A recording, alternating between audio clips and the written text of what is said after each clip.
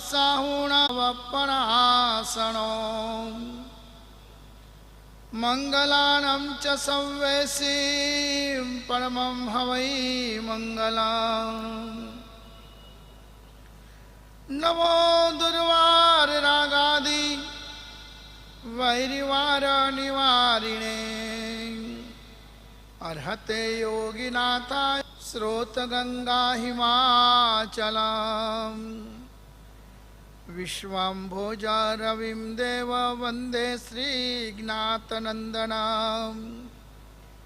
ओंकार बिंदु संयुक्तम् नित्यं ध्यायन्ति योगिनः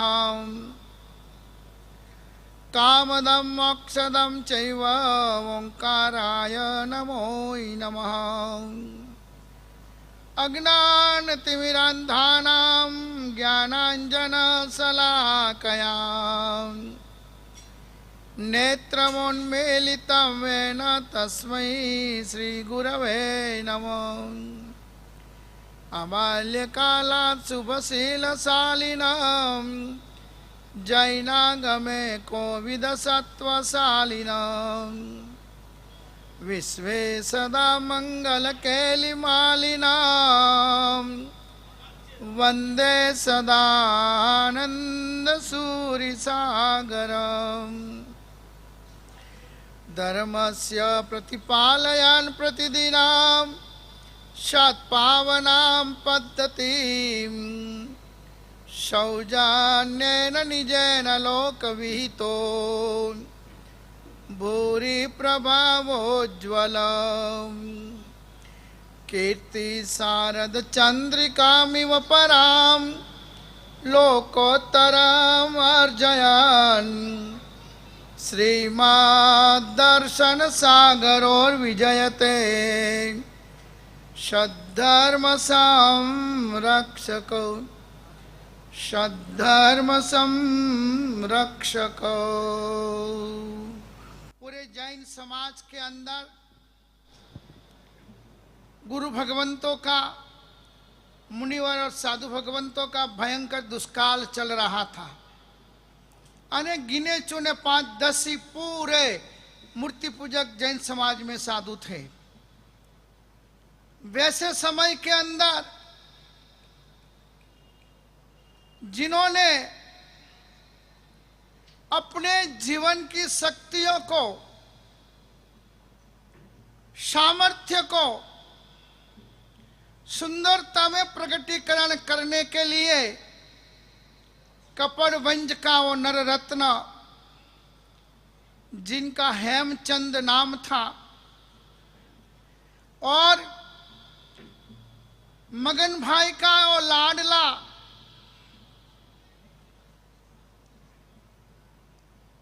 और मां जमुना बाई का प्यारा वो पूरे परिवार में, पूरे कुटुंब में बड़ा तेजस्वी मगर धार्मिक सोच और विचार अजब गजब की थी। माता पिताओं के संस्कार अद्भुत थे मगर मोह था संसार का, और संसारी उसे कहा जाता है कि जो जल्दी मोह नहीं छोड़ सकते हैं। मगर मां के दिल में कोई ऐसा सोच विचार होता है कि रत्न कुक्षी मैं कब बनूं, तो मां ने संस्कार बहुत गजब के दिए थे। वैसा वो हेमचंद नाम दिया था, पढ़ाया लिखाया, बहुत होशियार, बहुत बुद्धिशाली, मगर कहीं दीक्षा ना ले ले, कहीं साधु ना बन जाए, इसलिए उसको छोटी उम्र में ही शादी करा दी। ये संसार का अनादि अनंत काल का मोह, ये मोह जो छोड़ दे ने वो विजेता बन जाता है। मगर ये हेमचंद के दिल के अंदर ज्ञान का इतना जबरदस्त दीपक प्रगटा हुआ था कि जब जब मौका मिले, अवसर मिले, सत्संग करने के लिए, स्वाध्याय करने के लिए, कुछ न कुछ नया सीखने के लिए वो चले जाते।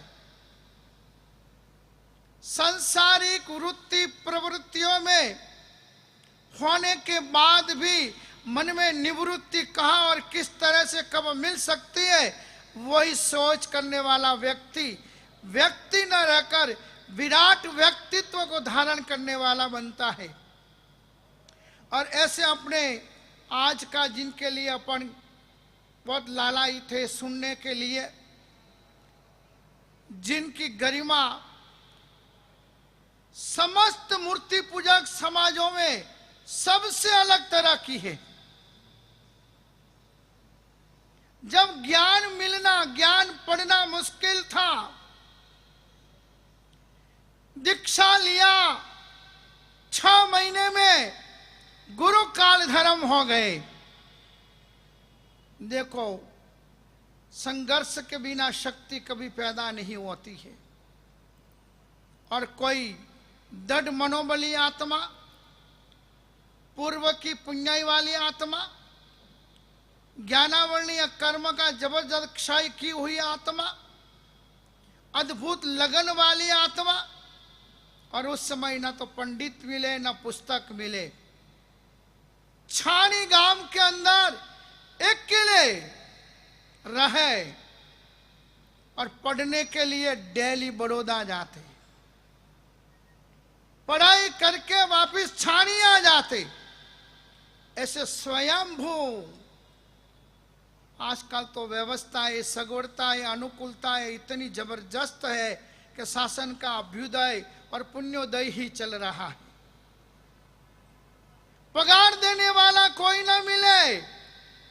उनकी मां जमुनाबाई ने अपने हाथ खर्च में से, घर खर्च में से अमुक रुपये बचा के रखे थे। उन रुपयों में से और मां उन पंडित का पगार देती और अकेले रहकर पूरे जैन समाज के अंदर उस समय खाली नेमिश्वरी महाराज साहब, खाली आनंद सागर जी महाराज साहब, खाली आत्माराम जी महाराज साहब, ऐसे 10 साधु थे, वृद्धिचंद जी महाराज वगैरह। बाकी कोई साधु का दीक्षा नहीं हुआ था और पूरा ये समुदाय जैन समाज का साधु विहोना था। इतनी मेहनत मां सरस्वती की भी अद्भुत कृपा बरसती थी। और स्वयंभू मेहनत करके रोज इतना विहार करके बड़ौदा जाना, पढ़ाई करके रिटर्न आना, उस तरह से जिन्होंने ज्ञान पाया, उनके ज्ञान की, उनके जीवन की बातें अपन अभी करेंगे तो 4-5 दिन तो कम पड़ जाएंगे अपने। मगर आज मेरे को तो आप रोज सुनते ही हो, मगर आज अपन ऐसा ही ज्ञान का एक दीपक जिन्होंने प्रकट किया है और जिनके सानिध्य में, जिनकी अध्यक्षता में हिंदुस्तान के अंदर जो भी बड़े बड़े विधिकार, अच्छे पंडित और कई साधु जिनके निश्रा में, जिनके नीचे रहकर ज्ञान पाया है। फॉरेन के अंदर हर साल कम से कम 20-25 दिन के विद्यार्थी प्रदूषण करवाने जाते हैं। खुद भी वर्ष भर में 10 से 15 बार फॉरेन जैन धर्म के प्रचार और अनुष्ठानों के लिए जो जाते हैं। ऐसी एक ऊर्जा पुरुष हमारे मनन महाराज भी, जिनके पास पढ़ाई करके तैयार हुए हैं। ऐसे एक नहीं, कम से कम 200 मुमुक्षुओं ने जिनके पास पढ़ाई करके दीक्षा ली है, 200 लोगों ने। और जिनके पास 5 साल, 7 साल, 3 साल पढ़ाई करके जो पंडित बने, बड़ी बड़ी अंजन सलाकाएं, प्रतिष्ठाएं और कई कार्यक्रम करवाते हैं। ऐसे 2000 से उपरांत विद्यार्थी पढ़कर जैन धर्म के पंडित बने हैं। अपने हेमंत भाई मुथा भी जो यहाँ रोज विधि विधान करवाते हैं, अंजन सलाकाएं करवाते हैं, वैसे पंडितों को तैयार करने वाले ऊर्जा पुरुष पंडित श्री नरेंद्र भाई कोरड़िया, जो जैन समाज का गौरव है। ऐसे नरेंद्र भाई कोरड़िया ज्ञानी को ज्ञानी ही पहचान सकता है और ज्ञान की बातें उनके जीवन में रही हुई ज्ञानी व्यक्ति ही खींच सकता है। विजय देवसुर तपागच्छ समाचारी के संरक्षक तपागच्छ के सूर्योदय को नभोमंडल के अंदर देदीप्यमान करने वाले, पूरे तपागच्छ के अंदर ज्ञान का सूर्य किरण फैलाने वाले, अन्य अन्य गच्छों के मुनियों को भी ज्ञान का प्रसाद बांटने वाले, ऐसे आनंद सागर सुरेश्वर जी महाराज आज के दिन विसवत 1931 आषाढ़ मास के दिन कपड़वंज की धरती पर जन्मे थे। इस कपड़वंज ने जैन शासन को एक नहीं अनेक रत्नों की भेंट की है। नवंगी टीकाकार महाश्रुतधार आचार्य अभय देव, नवंगी टीका बनाने वाले अभय देव सुरेश्वर जी महाराज का भी जन्म इस कपड़वंज में हुआ था। आगम प्रभाकर पुण्य विजय जी महाराज वल्लभ श्री महाराज के समुदाय के, जो भी एक आगम प्रभाकर के नाम से प्रख्यात हुए, ऐसे पुण्य विजय जी महाराज का भी जन्मस्थल कपड़वंश था। हमारे समुदाय के पूर्व गच्छाधिपति आचार्य सूर्योदय सागर श्री महाराज का भी जन्म कपड़वंज में था। अभी ताजे ताजे हमारा समुदाय का संचालन करने वाले आचार्य हर्ष सागर सुरेश्वर जी महाराज का भी जन्मस्थल कपड़वंज था। ऐसी कपड़वंज की भूमि के ऊपर कई धर्मवीर, कई दानवीरों का जन्म हुआ है। उस परंपरा में 1931 आषाढ़ अमावस्या के दिन मगन भाई परिवार के गृहांगन में मातुश्री जमुनाबाई की कुक्षी से हेमचंद नाम के बेटे ने जन्म लिया था। संसारिक सारे व्यवहार व्यापार की वृत्ति प्रवृत्तियों को परिपूर्ण करके अपने पुरुषार्थ, अपने ध्येय और अपनी पूर्व भव की आराधना का सूर्य चमकाने के लिए शादी हो जाने के बाद भी सादाई से रहे, संलग्न नहीं बने संसार में, मगर उस संयम और ज्ञान की साधना में निमग्न जिनका मन रहा हुआ था वो भाग गए और भागकर उन्होंने दीक्षा ले ली। दीक्षा लेने के बाद केस हुआ, कोर्ट कचहरी हुआ, मगर मजबूत रहे। पहली बार के कोर्ट के फैसले में उनको एक बार तो संसार में पुनः आना पड़ा, मगर संसार में आने के बाद भी वो आत्मा विरक्त रही, वैरागी रही और अपने परिवार को और अपनी पत्नी को मानेक बाई जिसका नाम था उसे विश्वास में लिया, उसे प्रतिबोध किया और आज्ञा लेकर दोबारा दीक्षा ग्रहण की। हाँ, एक बार गए एक बार आए, अच्छा पॉइंट है आज के लोगों के लिए। भागकर दीक्षा ले ली, पासू आवनु पड़ो, एरा एरा लोको धर्मनु काई करें केड़ू करें किकर करे।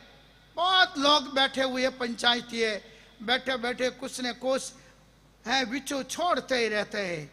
उस समय भी सावक थे, उस समय भी समाज थी, मगर कोई तूफान नहीं, कोई अवर्णवाद नहीं, अपना पुरुषार्थ गजब का था।